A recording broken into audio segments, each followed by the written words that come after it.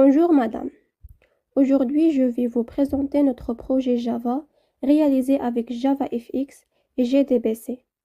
Il s'agit d'une application de gestion qui permet de manipuler des données réelles à travers une interface graphique reliée à une base de données. L'objectif du projet n'est pas seulement de créer une interface, mais surtout de mettre en pratique les concepts de la programmation orientée objet vus pendant le semestre, notamment les classes, les objets, l'encapsulation, les méthodes et l'accès aux bases de données avec JDBC. Nous avons choisi le domaine du laboratoire des analyses car c'est un métier réel qui manipule beaucoup de données structurées. L'idée de notre projet est donc de proposer une solution simple qui permet de ajouter des données, les afficher clairement, les modifier et les supprimer. Toutes ces actions sont regroupées dans cette application. La classe main, c'est le point d'entrée de l'application. Elle permet de lancer l'interface JavaFX. Dans cette classe, nous chargeons le fichier fxml qui contient le design de l'interface, puis nous affichons la fenêtre principale. Cette séparation permet de ne pas mélanger le code Java avec le design graphique JavaFX. La classe analyse représente une analyse réelle dans notre application. Il contient les attributs comme l'identifiant, le nom, le type, la date et le prix. Ces attributs sont déclarés en privé pour respecter l'encapsulation. Nous avons utilisé des constructeurs aussi pour créer des objets analyses, ainsi que des getters pour accéder aux données. Cette classe ne contient aucune logique graphique ni SQL. Elle représente uniquement les données. Elle correspond au concept de classe et d'objet étudié en programmation orientée objet. Et elle permet de représenter une entité réelle du métier choisi. Pour préparer la base de données utilisée par l'application, nous avons créé un script SQL complet qui permet de configurer automatiquement l'environnement nécessaire au fonctionnement du projet. Le script commence par la création d'un utilisateur appelé admin avec un mot de passe défini, ça n'existe pas déjà. Cet utilisateur est ensuite autorisé à accéder au serveur MySQL et à effectuer toutes les opérations nécessaires sur les bases de données et les tables grâce à l'attribution des privilèges.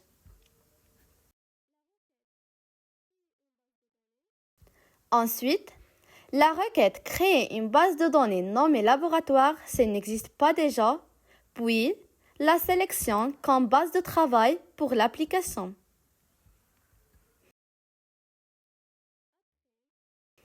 Après, on a créé la table principale analyse par cette requête. Cette table permet de stocker toutes les informations liées aux analyses médicales, notamment un identifiant généré automatiquement, le nom du patient, le type d'analyse, la date d'analyse, le résultat et le prix. La structure de la table est définie de manière à garantir l'intégrité des données en utilisant des contraintes comme notes nulles pour les champs obligatoires. Ce script permet de recréer facilement la base de données sur n'importe quel ordinateur et garantit que l'application Java fonctionne correctement avec une structure de données claire et cohérente. La classe Database Connection, c'est une classe responsable de la connexion à la base de données MySQL. Elle contient l'URL, le nom d'utilisateur et le mot de passe. Grâce à cette classe, nous évitons de répéter le code de connexion dans plusieurs endroits. Donc, chaque fois qu'on a besoin d'accéder à la base de données, on appelle simplement cette classe. Cela permet de séparer la logique de l'application de l'accès aux données, ce qui rend le code plus clair et plus facile à maintenir. La classe Analyse DAO contient toutes les opérations liées à la base de données. Elle implémente les méthodes CRUD, c'est-à-dire l'ajout des analyses, l'affichage, la modification et la suppression. Pour chaque opération, nous utilisons des requêtes SQL avec Prepared Statements. Nous définissons d'abord une requête SQL avec des paramètres représentés par des points d'interrogation. Puis, nous associons les valeurs de l'objet analyse à ces paramètres à l'aide de méthodes comme setString, setDate et setDouble. Une fois les paramètres enseignés, la requête est envoyée au moteur de la base de données pour être exécutée. Cette approche permet de séparer la structure de la requête des données saisies par l'utilisateur. Le controller joue le rôle d'intermédiaire entre l'utilisateur et l'application. Il met en pratique les méthodes, les conditions et les appels de fonctions que nous avons étudiés pendant le semestre. Il récupère les actions de l'utilisateur comme le clic sur un bouton. Lorsqu'un utilisateur clique sur « Ajouter », le controller récupère les valeurs depuis les champs, appelle la méthode correspondante dans le DAO, la validation correcte des champs saisis par l'utilisateur et met à jour la table View. Le controller gère aussi la sélection des données dans la table View pour la modification et la suppression.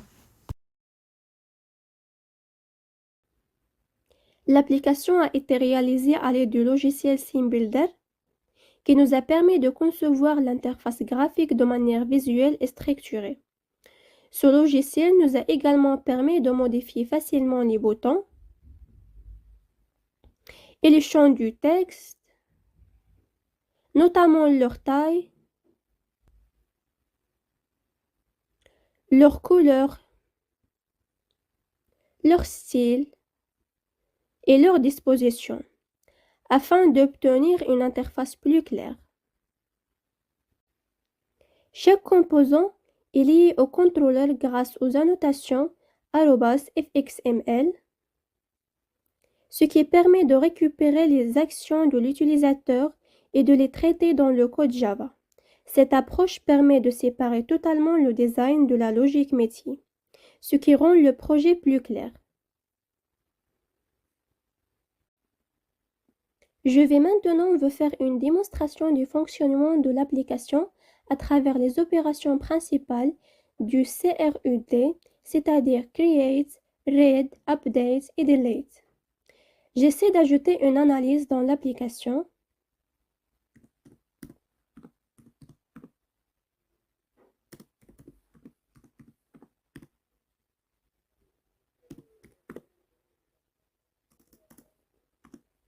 Le type d'analyse NFS par exemple, la date, résultat,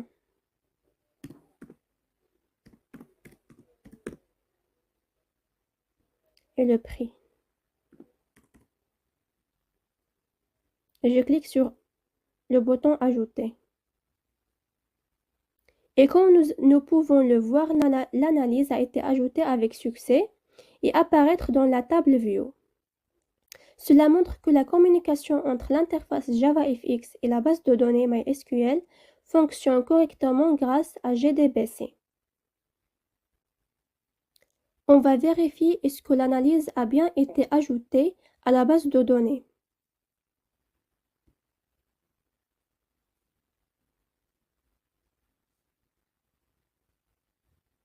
La table View est utilisée pour afficher les données récupérées depuis la base de données. Chaque colonne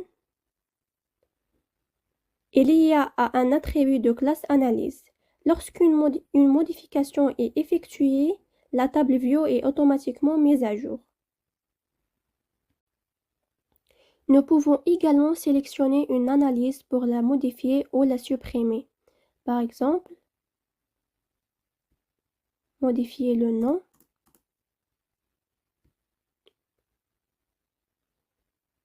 Ou bien supprimer.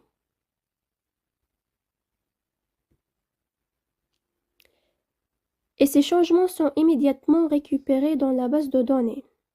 En plus des opérations crowd, nous avons ajouté une fonctionnalité de recherche afin de faciliter l'accès aux informations.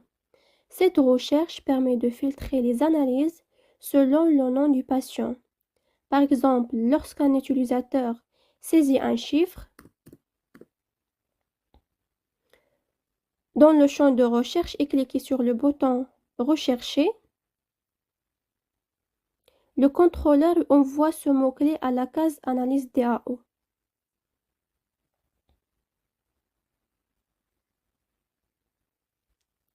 La recherche est ensuite effectuée directement au niveau de la base de données grâce à une requête SQL utilisant l'instruction like et un prepared statement. La base de données retourne uniquement les analyses dont le nom du patient correspond aux critères de recherche.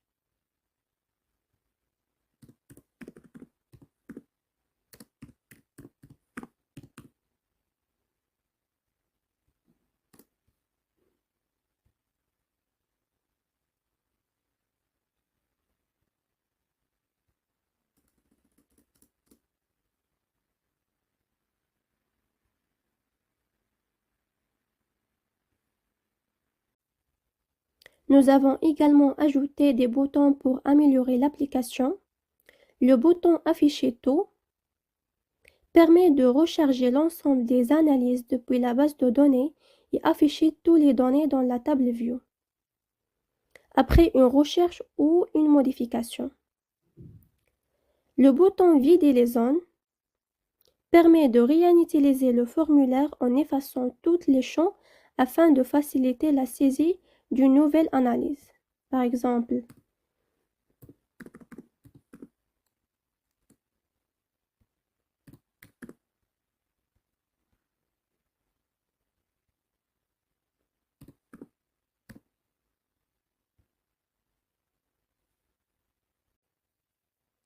nous avons ajouté une fonctionnalité de validation des champs afin d'éviter les erreurs de saisie.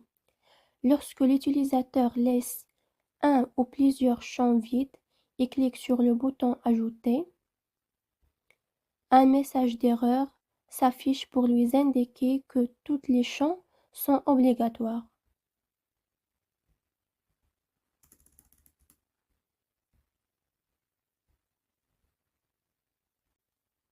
Nous avons également mis en place une condition pour le champ prix afin d'empêcher la saisie de texte ou de valeurs incorrectes.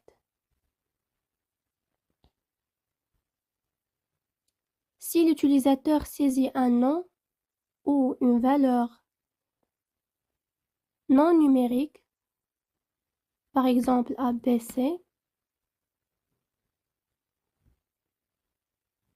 aucune opération n'est effectuée, un message d'erreur s'affiche.